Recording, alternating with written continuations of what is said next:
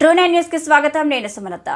మదనాపురం మండలంలోని దంతనూరు గ్రామంలో రైతులు గట్టన్న చెన్నయ్య ఎండిన వరి పంటలను స్థానిక నాయకులతో కలిసి మాజీ ఎమ్మెల్యే ఆల వెంకటేశ్వర రెడ్డి వరి పంటను పరిశీలించారు. మాజీ ఎమ్మెల్యే ఆల వెంకటేశ్వర రెడ్డి మాట్లాడుతూ ఈరోజు గ్రామంలో త్రాగునీటి ఎద్దడి ఏర్పడుతుంది. ఎంతసేపు గత ప్రభుత్వం కేసీఆర్ చేసిన అభివృద్ధిని విమర్శించడం తప్ప అవకాశం వచ్చింది కేసీఆర్ కంటే గొప్పగా పాలన అందించాలనే సోయి కూడా ఈ ప్రభుత్వానికి లేదని అర్థమవుతుంది. అమలు కాని హామీలు ఇచ్చి ప్రజలను మోసం చేసి అధికారంలోకి వచ్చారు. రైతు భరోసా 15,000 ఇస్తామన్నారు. గుంతలు మొత్తం వెళ్ళిపోయింది. కోళ్ళు చిన్న కోళ్ళగా తీస్తే తానేస్తలేరు రైతు. ఒక మడి వారినా సరే నీ దూరం దోలా అంటున్నారు.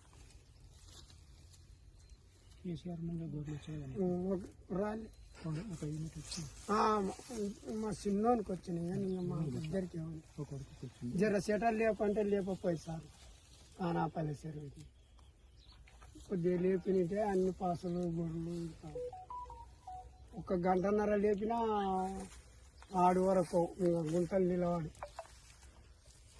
ఇంకా వాళ్ళు తాపనిస్తలేరు చేనులో. చిన్న ఓళ్ళే టర్సులు తెచ్చి చిన్న గుంట పెడితే వాళ్ళు ఒక మాడి 2 మాటలు అంతా ఎండిపోయి ఓళ్ళే ఆలోచన చేస్తారు. అమ్మ వర్షాలు మస్తు నీళ్లు మస్తు వర్షాలు పోయిన వానకాలమే వర్షం లేదు. ఒక్క పెద్ద వర్షం పడ్డది. గొర్రెలకే గడ్డి అందపై అట్టిన జూపల్లి నీళ్ళు అక్కడ తీసుకోపోకుంటే మనకు మస్తు అవుతుండే నీళ్లు. అవి ఏమనకపోతే రైతులు ఎవరేమేమి సార్ మొన్న వచ్చి ఆయన వేసుకపోయి అక్కడ నీళ్లు మనం మొత్తం ఆయన పెట్టి లాస్ట్ గొర్రెలు మేపడానికి విడిచిపెట్టడం జరిగింది. 2014 కంటే ముందున్న పరిస్థితులు మళ్ళా ఇలా పాలమూరు జిల్లాలో కనిపిస్తూ ఉన్నాయి. కాంగ్రెస్ వాళ్ళు చెప్పిన మార్పు అంటే ఇదేనే మార్పు మాకు అర్థమైతలేదు. ఈ సందర్భంగా మేము రైతుల పక్షాన ఏదైతే టైంకి కరెంటు లేక సాగునీరు లేక పెట్టుబడి పెట్టి 1,000 రూపాయలు నష్టపోయారో ప్రతి రైతుకు కూడా ప్రతి ఎకరాకు 10,000 రూపాయలు తప్ప.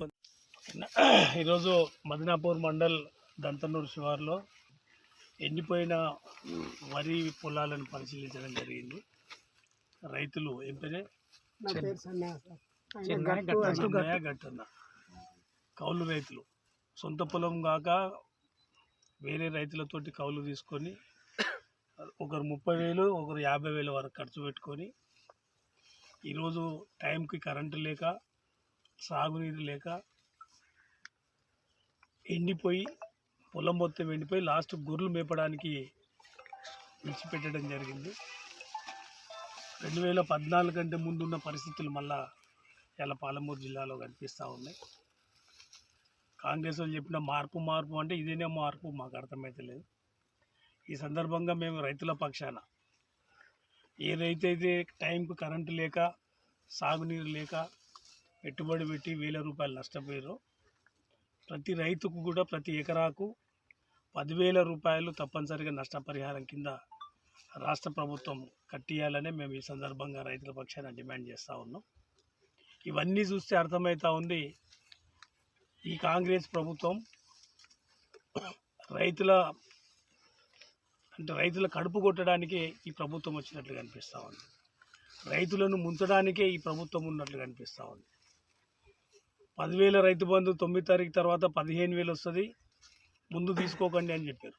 డిసెంబర్ 9 పోయినా ఇప్పటికి 3 నెలలు అయిపోయింది. ఇవాళటి వరకు పాత రైతు బంధు లేదు. కొత్త రైతు భరోసా అనేది పక్కకెడితే పాత రైతు బంధే ఇంతవరకు అందరికీ ఇవ్వలేదు.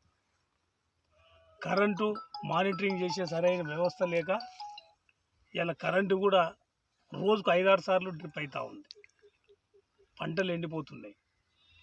ఏదైతే మాటలు ఇచ్చిరో మాటలన్నీ ఒక్కొక్కటి తప్పుకుంటూ వస్తూ ఉన్నారు.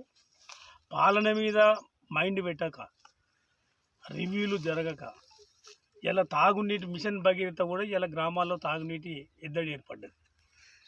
వాళ్ళు ఎంతసేపు ప్రభుత్వం ఏర్పడ్డ నాటి నుంచి నేటి వరకు కేసీఆర్ని ఎట్లా తిట్టాలి, ఎట్లా ఈ పాత ప్రభుత్వాన్ని బదనాం చేయాలన్న ఆలోచనే తప్ప మాకంటూ ఒక అవకాశం వచ్చింది, ప్రజలు అవకాశం ఇచ్చారు, కేసీఆర్ కంటే గొప్పగా ఎట్లా పాలన అందించాలన్న సోయి ఈ ప్రభుత్వానికి లేదు, స్పష్టంగా అర్థమైపోతా ఉంది. 2 లక్షల రుణమాఫీ డిసెంబర్ 9 అన్నారు, ఇవాళ వరకు 2 లక్షల రుణమాఫీ సంగతి లేదు. రైతు భరోసా ఎకరాకు 15,000 అన్నారు, అది లేదు. పెన్షన్ 2,000 4,000 చేస్తున్నామన్నారు, అది లేదు. 4,000 మన 2,500 మహిళలకు ప్రతి మహిళకి ఇస్తామన్నారు, దాదాపు 1,30,00,000 మంది మహిళలకు ఇయ్యాలకు, అది లేదు. అంటే అన్ని అల్విగాని హామీలు ఇచ్చిర్రు, అబద్ధాలు చెప్పిర్రు, ప్రచారం చేసిర్రు, మాయమాటలు చెప్పి ఓట్లు వేసుకున్నారు. ఇవాళ చేతులు ఎత్తేసి కూర్చున్నారు. ఇవాళ ఎంత గొప్పగా మానిటరింగ్ చేయాలి. ఇలా పంటలు చేతికి వచ్చినాయి. గా రైతు 50,000 ఖర్చు పెడితే, గీకి కౌలు రైతు 30,000 ఖర్చు పెడితే 30,000 నష్టపోతే ఆ కుటుంబం ఎట్లా రోడ్డు మీద పడిపోయింది కదా ఆటోమేటిక్గా. ఆయనకి 7.5 ఎకరాలు ఉంటే ఇవాళ వరకు రైతు బంధు ఇవ్వలే. ఉల్టా ఆయన సొంతం మళ్ళీ 50,000 ఖర్చు పెట్టుకున్నాడు. ఆ పైసలు రాకపోయి ఉల్టా ఈ పైసలు కూడా నష్టం జరిగిపోయాయి. మార్పు మార్పు మార్పు అని ప్రచారం చేశారు. ఇదేనా మార్పు? అందుకే ఇప్పుడైనా పరిపాలన మీద సోయి తెచ్చుకోవాలి, పరిపాలన మీద దృష్టి కేంద్రీకరించాలి. ఎంతసేపు కేసీఆర్ గారిని తిట్టడం, పాత ప్రభుత్వాన్ని తిట్టడం, ఇంకా ఎన్ని రోజులు టైం పాస్ చేస్తారని అడుగుతున్నాం మేము. ఇంకా ఎన్ని రోజులు మాయమాటలు చెప్తారు? 100 రోజులు అయిపోయింది కదా.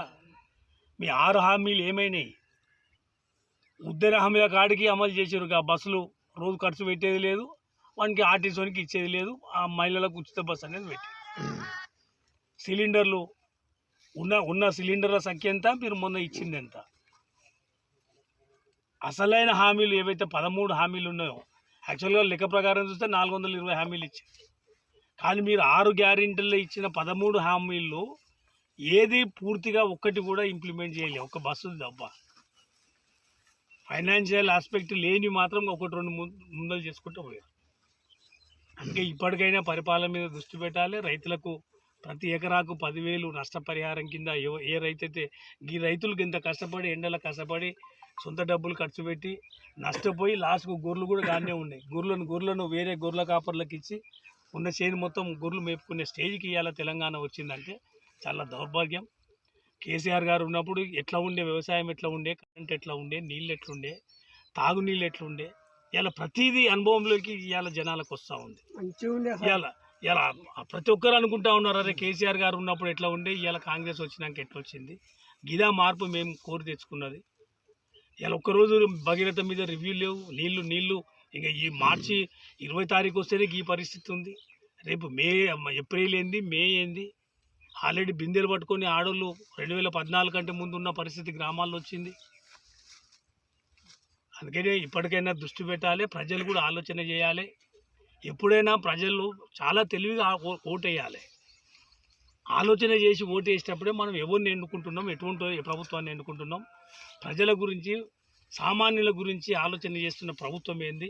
ఎంతసేపు ఆవేశపూరితంగా స్పీచ్లు ఇవ్వడం, అవతలోని తిట్టడం, అలవిగాని హామీలు ఇవ్వడం, మాయమాటలు చెప్పి ఓట్లు వేయించుకుంటే అలా నష్టపోతున్నది ప్రజలు. అందుకే రాబోయే కాలంలో జరిగే ఎమ్మెల్సీ ఎన్నికల్లో కానీ ఎంపీ ఎలక్షన్లో కానీ ఈ ప్రభుత్వానికి వాత పెట్టాలంటే ఓటు ద్వారానే వాత పెట్టాలి. ఇవాళ రేపు జరగబోయే ఎమ్మెల్సీ ఎన్నికల్లో కానీ పార్లమెంటులో కానీ మళ్ళీ కాంగ్రెస్కు ఓటు వేస్తే ఏమన్నట్లు దాని అర్థం, అరే మీరు రైతు బంధు ఇవ్వకున్నా ఓకే, మీరు రైతు మాఫీ చేయకున్నా ఓకే, 2 లక్షల రుణమాఫీ ఇవ్వకున్నా ఓకే, 4,000 పింఛన్ ఇస్తామన్నాం ఇవ్వకున్నా ఓకే అన్న మెసేజ్ పోతుంది. ఇవాళ ఈ రాబోయే ఎలక్షన్లో వాత పెడితేనే అరే మేము మరి సరిగా పని చేయకపోతే సామాన్య ప్రజలు తిరగబడతారు, ఓటు ద్వారా ఆన్సర్ చెప్తారు అనేది ఒక మంచి మెసేజ్ పోతుంది. కాబట్టి నేను ప్రత్యేకంగా ఈ నియోజకవర్గం కానీ ఉమ్మడి పాలమూరు జిల్లాలోని ప్రజానీకాన్ని ఎమ్మెల్సీ ఎన్నికల్లో కేసీఆర్ గారు నిలబెట్టి